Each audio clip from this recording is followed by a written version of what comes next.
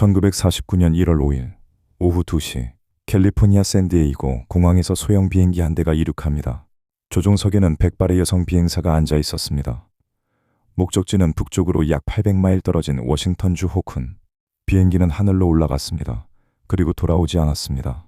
비행기도 조종사도 잔해 한 조각도 마치 하늘이 그녀를 삼킨 것처럼 이 세상에서 완전히 사라졌습니다. 저는 닥터 코르보입니다. 오늘은 70년이 넘도록 단 하나의 증거도 발견되지 않은 여성 비행사 아비게일 폴리트의 실종에 대해 이야기해 보겠습니다. 그녀를 이해하려면 먼저 그 시대를 이해해야 합니다. 1940년대 후반, 미국은 전쟁이 끝난 직후의 열기 속에 있었습니다. 하늘을 나는 것은 더 이상 군인만의 영역이 아니었습니다. 민간 항공이 급속도로 성장했고 개인 비행기를 소유하는 것이 자동차를 한 대 더 갖는 것과 비슷한 꿈이 되던 시절이었습니다. 하지만 여성 조종사는 극히 드물었습니다. 하늘은 넓었지만 여자가 올라갈 수 있는 하늘은 좁았습니다. 아비게일 폴리트. 동료들 사이에서 페피라는 별명으로 불리던 이 여성은 그 좁은 하늘을 억지로 넓힌 사람이었습니다. 1930년대부터 비행사로 활동했으니 1949년이면 거의 20년 가까운 경력을 가진 베테랑이었습니다. 정확한 생년은 기록에 남아있지 않습니다. 다만 당시 50대에서 60대 사이였을 것으로 추정됩니다. 나이가 적지 않았지만 비행을 멈출 생각은 없었던 것 같습니다. 주변 사람들은 그녀를 대담하고 독립적인 성격이라고 기억했습니다. 위험한 비행도 마다하지 않았다고 합니다. 그 시대의 여성이 혼자 장거리 비행을 한다는 것은 단순한 취미가 아니었습니다. 그것은 일종의 선언이었습니다. 1949년 1월 5일, 그녀는 샌디에이고 공항에서 소형 단발 엔진 항공기에 올라탔습니다. 비행기의 정확한 기종은 기록에 남아있지 않습니다. 목적지는 워싱턴주의 작은 도시 호쿤, 약 800마일, 혼자서 몇 시간을 날아야 하는 거리였습니다. 오후 2시경 이륙, 도착 예정 시간은 저녁 늦게 혹은 밤중이었습니다. 1월의 미국 서해안은 날씨가 변덕스러운 시기입니다. 그럼에도 그녀는 떠났습니다.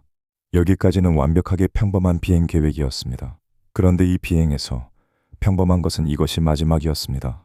이륙 후 약 한두 시간이 지난 오후 3시에서 4시 사이, 폴리트는 첫 번째 무선 교신을 보냈습니다. 비행이 정상적으로 진행되고 있다는 보고였습니다. 아무런 문제가 없었습니다. 그리고 오후 5시에서 6시 사이, 중간 지점 어딘가에서 마지막 무선 신호가 잡혔습니다. 정확한 위치는 확인되지 않습니다. 전해지는 바에 따르면 그녀는 진로를 조정 중이며 날씨가 변하고 있다는 내용을 보고했다고 합니다. 다만 이 교신의 정확한 음성 기록이나 원본 문서는 현재 찾을 수 없습니다. 수십 년 뒤에 재구성된 기록일 가능성이 있습니다. 그리고 그 이후 아무것도 없었습니다. 밤 8시에서 9시 사이, 호큰 공항에서 그녀의 도착을 기다리던 사람들은 불안해지기 시작했습니다.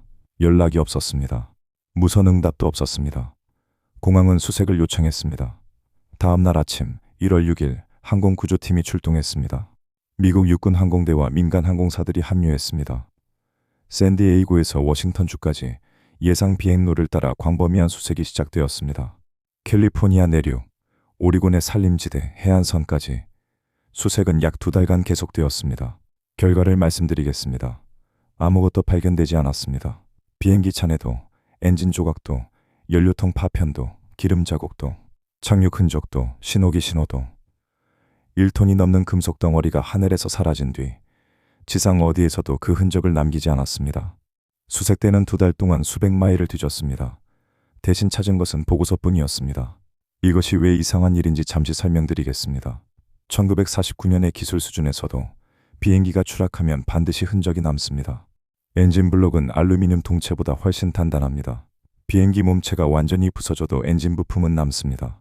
프로펠러 축, 실린더 헤드, 크랭크 축 같은 것들은 충격에도 화재에도 살아남습니다. 산림에 추락했다면 나무가 꺾인 자국이 있어야 합니다. 사막에 떨어졌다면 충돌 흔적이 모래에 남아야 합니다. 바다에 빠졌다면 해안에 파편이 밀려와야 합니다. 그런데 아무것도 없었습니다. 마치 그 비행기가 애초에 존재하지 않았던 것처럼. 그런데 여기서 한 가지 더 이상한 점이 있습니다. 사건 초기 샌디에이고와 로스앤젤레스의 신문들은 이 실종을 대대적으로 보도했습니다. 1월 6일부터 10일까지 여성 비행사의 실종은 꽤 큰 뉴스였습니다. 그런데 1월 15일 이후 거의 모든 신문에서 이 사건이 사라집니다. 갑자기 동시에 마치 약속이라도 한 것처럼. 이후 10년간 아비게일 폴리트의 이름은 언론에서 거의 언급되지 않았습니다. 비행기가 하늘에서 사라진 것도 미스터리지만 그 사건이 기록에서 사라진 것도 미스터리입니다. 왜 그랬을까요? 이 부분은 잠시 후에 다시 돌아오겠습니다. 먼저 수색 과정에서 벌어진 일들을 좀 더 자세히 살펴보겠습니다. 처음 2주간은 수색이 광범위하게 진행되었습니다. 육군 항공대가 주도하고 민간 항공사들이 협력하는 대규모 작전이었습니다. 그런데 1월 20일 무렵 갑자기 수색 범위가 크게 축소됩니다. 공식적인 이유는 추적할 신호가 없다는 것이었습니다. 일리가 있어 보입니다. 단서가 없으면 수색을 줄이는 것이 합리적이니까요. 그런데 말이죠. 일부 항공 역사가들은 다른 가능성을 제시합니다. 군 내부 기록에 갑자기 다른 우선순위가 생겼다는 내용이 있을 수 있다는 것입니다. 정확히 어떤 우선순위였는지는 확인되지 않습니다. 1949년은 냉전이 본격적으로 시작되던 해입니다. 소련이 첫 핵실험에 성공한 해이기도 합니다. 군부에게는 실종된 민간 비행기 한 대보다 더 급한 일이 있었을 수도 있습니다. 혹은 다른 이유가 있었을 수도 있습니다. 우리는 모릅니다. 그 기록이 냉전 시기 기밀로 분류되었을 가능성이 있기 때문입니다. 이제 아까 미뤄두었던 이야기로 돌아가겠습니다. 신문 보도의 갑작스러운 중단, 수색 범위의 이상한 축소. 이 두 가지가 거의 같은 시기에 일어났다는 점을 주목해 주십시오. 1월 15일 전후로 언론이 침묵하기 시작했고 1월 20일 무렵 군부가 수색을 줄였습니다. 우연의 일치일 수 있습니다. 하지만 70년이 지난 지금 이 우연을 설명해 줄 문서는 어디에도 없습니다. 아직 말씀드리지 않은 것이 있습니다. 폴리트의 마지막 무선 교신, 그 자체에 대한 의문입니다. 여러 자료에서 그녀의 마지막 메시지를 인용합니다. 진로 조정 중이라는 것, 날씨가 변하고 있다는 것. 그런데 이 교신의 원본 기록은 존재하지 않습니다. 음성 녹음은 물론이고 교신 로그조차 확인이 안 됩니다. 수십 년 뒤에 회고록이나 구술 역사에서 재구성된 내용일 가능성이 높습니다. 더 불안한 가능성도 있습니다. 그 마지막 메시지가 실제로는 다른 비행기의 교신이었을 수도 있다는 것입니다. 1949년의 무선 통신 체계는 지금과 비교할 수 없을 만큼 원시적이었습니다. 주파수가 겹치는 일은 흔했습니다. 만약 그 마지막 메시지가 폴리트의 것이 아니었다면 우리는 그녀가 이륙 후 언제, 어디서, 어떤 상태였는지에 대해 사실상 아무것도 모르는 셈이 됩니다. 하지만 여기서 예기치 못한 문제가 하나 더 발생합니다. 폴리트가 탔던 비행기, 그 소유권이 불명확합니다. 개인 소유라고 알려져 있었지만 일부 자료는 항공사 소유라고 기록하고 있습니다. 이것이 왜 중요한지 설명드리겠습니다. 만약 항공사 소유였다면 비행기 등록 기록, 정비 이력, 보험 서류가 체계적으로 남아 있어야 합니다. 수색도 항공사 차원에서 더 집중적으로 이루어졌을 것입니다. 그런데 그런 기록이 없습니다. 개인 소유라면 당시 느슨한 등록 체계 때문에 기록이 부실할 수 있습니다. 하지만 그렇다면 왜 일부 자료는 항공사 소유라고 적었을까요? 소유권의 혼란 자체가 이 사건의 기록이 어딘가에서 꼬이거나 혹은 의도적으로 뒤섞였을 가능성을 암시합니다. 그리고 동료 비행사들의 증언도 서로 모순됩니다. 몇몇 여성 비행사들은 폴리트가 비행 전에 건강 상태가 좋지 않았다고 말했습니다. 그런데 샌디에이고 공항의 공식 기록에는 그녀의 건강에 대한 어떤 언급도 없습니다. 또 다른 증언들은 그녀가 매우 건강했고 기분도 좋았다고 합니다. 누군가는 기억이 변형된 것이고 누군가는 사건과 무관한 소문을 사실처럼 말한 것일 수 있습니다. 확실한 것은 이 증언들 중 어느 것도 검증할 방법이 없다는 것입니다. 이제부터가 진짜입니다. 그녀에게 무슨 일이 일어났는지 제시된 가설들을 하나씩 살펴보겠습니다. 가장 합리적인 설명은 기계적 고장으로 인한 추락입니다. 1940년대의 경비행기는 엔진 고장이 빈번했습니다. 엔진 오일 누수, 점화 플러그 고장, 연료 라인 파열, 이런 것들이 급격한 출력 저하와 추락을 야기할 수 있었습니다. 경험 많은 조종사라도 엔진이 갑자기 멈추면 할 수 있는 일은 많지 않습니다. 일리가 있어 보입니다. 그런데 말이죠. 그렇다면 자네는 어디에 있습니까? 2달간 수백 마일을 뒤진 수색대가 엔진 볼트 하나 찾지 못했습니다. 비행기가 추락하면 최소한 엔진 부품은 남습니다. 화재가 났어도 산에 부딪혀 산산조각이 났어도 금속은 사라지지 않습니다. 800마일 비행 경로 어딘가에 반드시 있어야 할 잔해가 없다는 것은 단순한 기계 고장으로는 설명이 되지 않습니다. 그렇다면 방향을 잃었을 가능성은 어떨까요? 야간 비행 중에 나침반이 오작동하거나 자기 폭풍이 발생해서 비행 경로를 크게 벗어났을 수 있습니다. 만약 폴리트가 예상 경로에서 수백 마일 벗어난 곳으로 날아갔다면 수색대가 찾지 못한 것도 이해가 됩니다. 수색은 예상 비행선을 따라 진행되었으니까요. 그럴듯합니다. 하지만 폴리트는 20년 경력의 베테랑 조종사였습니다. 1949년의 항공기에도 기본적인 나침반과 무선 항법 장치는 탑재되어 있었습니다. 설령 경로를 벗어났다 해도 결국 어딘가에 추락하거나 착륙했을 것입니다. 그리고 그 어딘가에는 흔적이 남았어야 합니다. 70년이 넘는 세월 동안 등산객도 산림관리원도 위성사진도 아무것도 찾지 못했습니다. 혹시 비상 착륙에 성공했을 가능성은 없을까요? 밤중에 산림지역이나 미개발 지역에 안전하게 내렸을 수도 있습니다. 착륙 후 무선을 보낼 수 없는 상황이었거나 부상을 입어 움직이지 못했을 수도 있습니다. 하지만 이 가설에도 문제가 있습니다. 1940년대의 비행기는 매우 시끄러운 물체였습니다.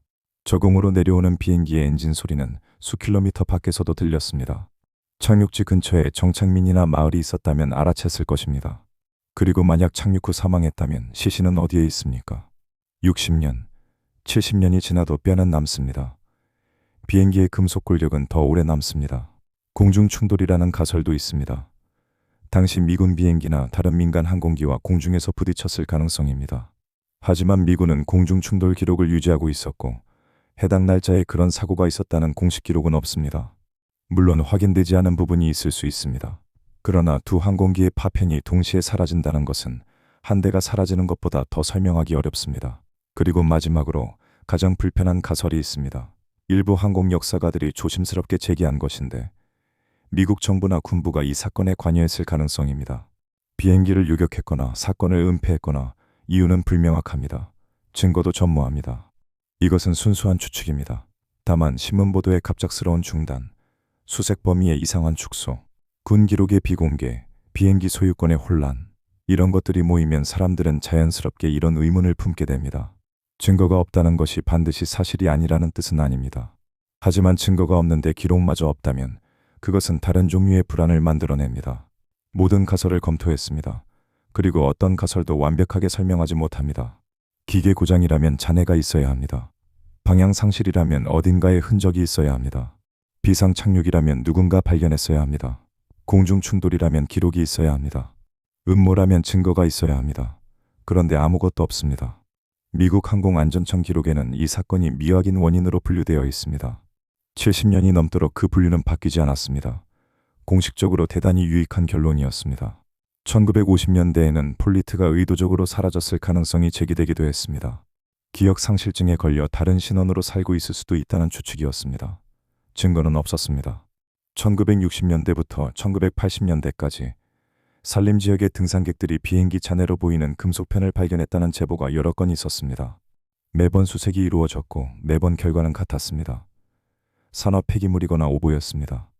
1990년대에는 항공기록 보관소에서 관련 문서들이 분류 해제되었습니다. 새로운 정보는 없었습니다. 기록이 공개되었는데도 아무것도 밝혀지지 않는 것. 그것은 은폐보다 더 무서운 것일 수 있습니다. 진짜로 아무것도 남아있지 않다는 뜻이니까요. 2000년대 이후에는 인터넷의 항공 미스터리 커뮤니티에서 주기적으로 이 사건이 재조명됩니다. 어떤 사람들은 진지하게 분석하고 어떤 사람들은 외계인 납치를 이야기합니다. 시간 이동이나 평행 차원 진입 같은 주장도 있습니다. 과학적 근거는 물론 전무합니다. 하지만 이런 황당한 가설들이 등장하는 이유를 생각해 볼 필요는 있습니다. 합리적인 설명이 모두 실패할 때 사람들은 비합리적인 설명이라도 붙잡고 싶어 합니다. 설명 불가능한 것을 설명 불가능한 채로 두는 것은 생각보다 견디기 어려운 일이니까요. 이 사건에서 저를 가장 오래 생각하게 만드는 것은 비행기의 실종이 아닙니다. 그것은 충분히 기이하지만 더 기이한 것이 있습니다. 당시 언론은 폴리트를 용감한 여비행사라고 찬양했습니다. 동시에 같은 기사에서 여자가 복잡한 비행을 감당할 수 있느냐는 의심을 내비치기도 했습니다. 찬양과 의심이 한 문장 안에 공존했습니다. 그리고 사건이 미해결로 남자, 그녀의 이야기는 빠르게 잊혔습니다. 하늘에서 사라진 뒤 역사에서도 사라졌습니다.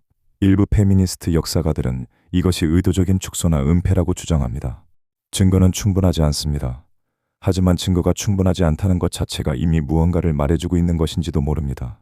법적으로 아비게일 폴리트의 정확한 지위가 어떻게 되어 있는지도 명확하지 않습니다. 실종자인지 사망 추정인지 공식적인 사망 선언이 내려졌는지조차 기록이 모호합니다. 비행기가 사라진 지 일주일도 되지 않았을 때 법원과 항공 관계자들은 사망 추정서를 내려야 할지를 놓고 논쟁을 벌였다고 합니다. 시신도 없고 잔해도 없고 추락 증거도 없는 상태에서 사람을 죽은 것으로 처리할 수 있느냐는 문제였습니다. 결국 수십 년이 지나도록 결론이 나지 않았습니다. 법은 그녀가 죽었다고 말하지 못했고 현실은 그녀가 살아있다고 말하지 못했습니다. 아비게일 폴리트, 1930년대부터 하늘을 날았던 여성, 동료들에게 페피라고 불렸던 사람, 위험한 비행도 마다하지 않았던 조종사. 1949년 1월 5일 오후 2시, 그녀는 샌디에이고의 활주로를 떠났습니다. 비행기는 하늘로 올라갔고 첫 교신에서 모든 것이 정상이라고 말했습니다. 그리고 어느 순간 무선이 끊겼습니다. 비행기가 사라졌습니다. 조종사가 사라졌습니다. 자네가 사라졌습니다. 신문 기사가 사라졌습니다. 수색 기록이 사라졌습니다. 기억이 사라졌습니다. 70년이 넘는 시간 동안 이 세상은 그녀가 남긴 흔적을 단 하나도 찾지 못했습니다. 마치 하늘이 그녀를 돌려주기 싫었던 것처럼, 혹은 이 세상이 그녀를 기억하기 싫었던 것처럼. 확실한 것은 하나뿐입니다. 그녀는 돌아오지 못했습니다. 그리고 아무도 그 이유를 모릅니다. 저는 닥터 코르보였습니다. 이런 이야기가 더 궁금하시다면 구독을 눌러주십시오. 저는 도망가지 않습니다. 다만 이 세상에 숨긴 것들을 찾는 데 시간이 좀 걸릴 뿐입니다.